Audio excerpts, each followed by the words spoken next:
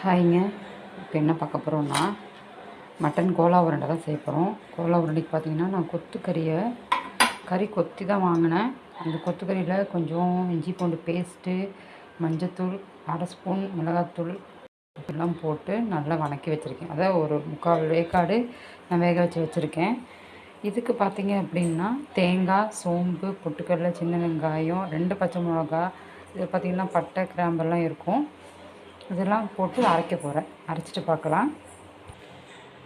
பாருங்கள், இது நம்ம பரப்பரன்னு அரைச்சிருக்கேன். இதில் இப்போ இந்த கொத்துக்கறியும் போட்டு நம்ம கொஞ்சம் அரைச்சிக்கலாம். அரைச்சிட்டு பார்க்கலாம்.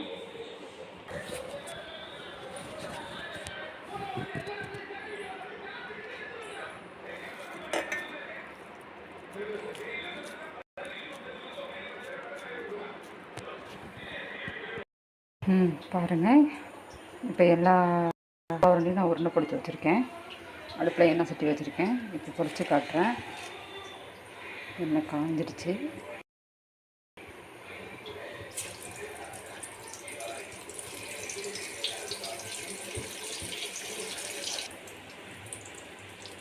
போட்ட உடனே கழிச்சி விட்டுறாதீங்க.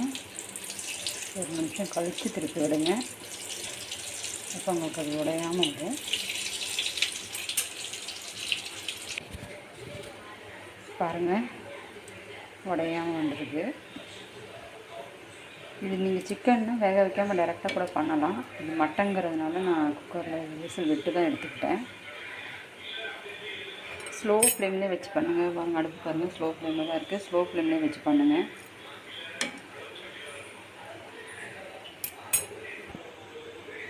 பாருங்கள், இது எடுக்க போகிறோம்.